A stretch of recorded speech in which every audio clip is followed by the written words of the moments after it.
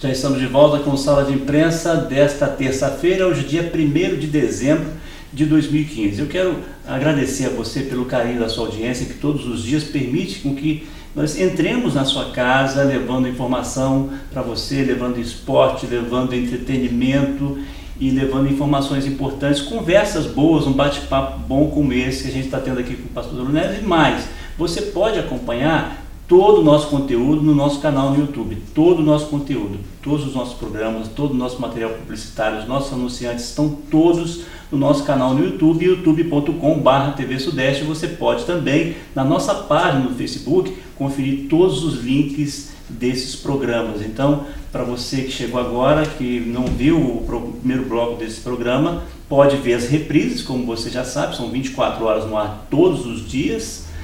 Você vê as reprises desse programa e pode ver também, de repente indicar para um amigo para visitar nossa página no Facebook ou então nosso canal no YouTube. Pastor, a gente falava aqui em off sobre a questão da televisão, né? Eu comecei a ver televisão de 7 para 8 anos e a gente conversava, o seu tempo foi mais ou menos o mesmo, né? Começou mais ou menos na mesma idade.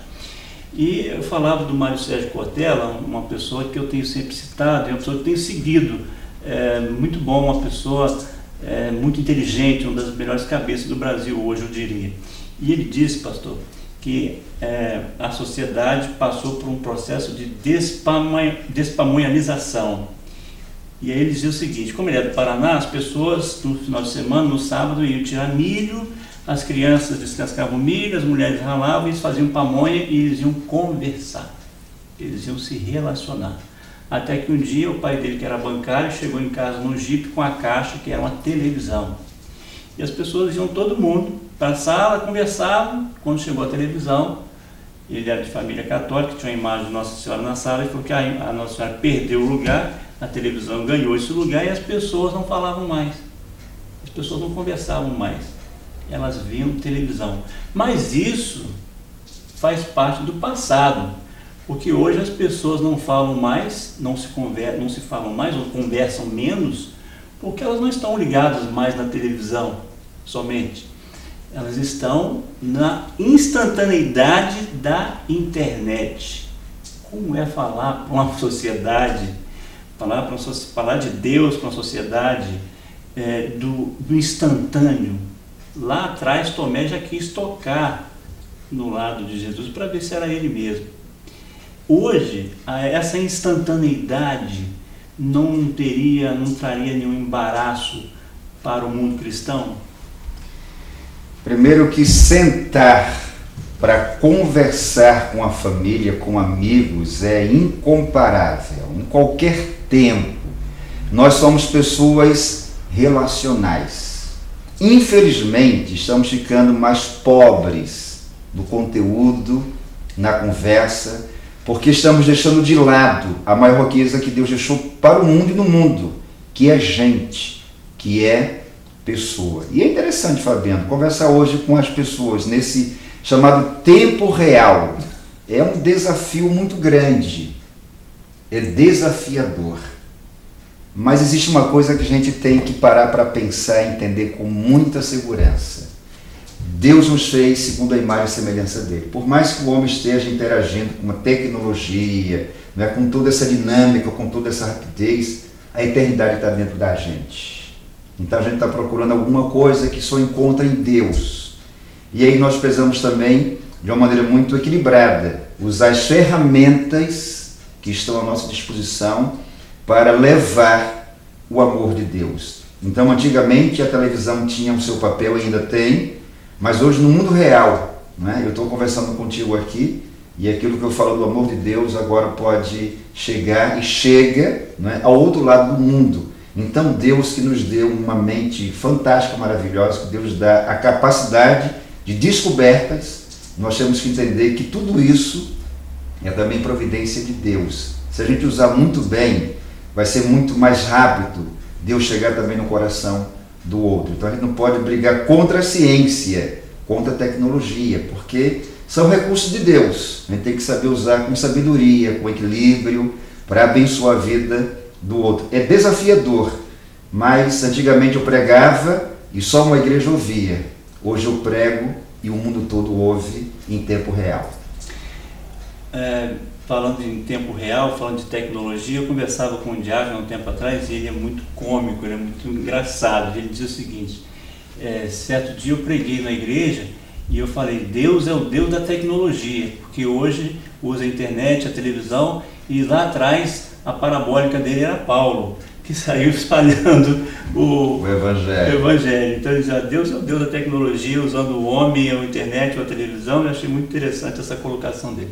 Pastor, o senhor já foi professor universitário aqui em Guarapari. Como que é essa experiência de as pessoas chegando, os alunos chegarem na sala de aula, mas o senhor, pastor Doroné, o senhor que é o professor, houve algum tipo de curiosidade para ser mais curto, né? Houve algum tipo de curiosidade ou de espanto, digamos assim, quando alguns alunos chegavam e viam, não, o pastor que é o professor? Houve, e eu creio que a colocação que pode resumir isso é porque eu dei aula sobre filosofia e filosofia do direito. Então me perguntaram assim, professor, pastor, não fazia diferença?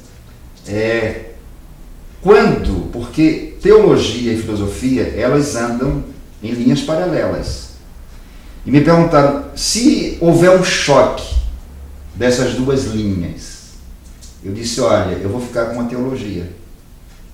E aí a gente pôde conversar com os alunos, não só sobre filosofia, porque filosofia é vida, teologia é vida. A gente pôde conversar sobre a própria vida, interagir, né? E eles sabiam sempre da minha posição, né, bíblica, teológica, sempre houve respeito, né? Mas eles sabiam que ministrar filosofia é dentro de pensamentos de homens, alguns, né, tidos como ateus, mas a gente buscava sempre a essência do que eles falaram, né, a ideia, para ministrar. Mas o aluno ele é muito inteligente, né? Ele sabe que o professor vai ensinar. E eu sempre deixei muito claro, né? Primeiro para a direção da faculdade naquela ocasião e para os alunos, olha, eu sou professor, eu não vim aqui a ministrar sobre igreja, eu vim falar sobre uma área que ela é muito importante para que de repente alguém não pense diferente, né? Mas eu tive a alegria de conhecer pessoas maravilhosas, orar por elas, né? Algumas delas também pela amizade vieram à igreja ouvir e cultuar a Deus. Foi uma experiência assim realmente fantástica. Eu dei aula durante um ano aqui na Doctor. Para a gente já ir caminhando passa muito rápido, né? Hoje pela manhã eu falava disso. Para a gente caminhando já para o final desse segundo bloco.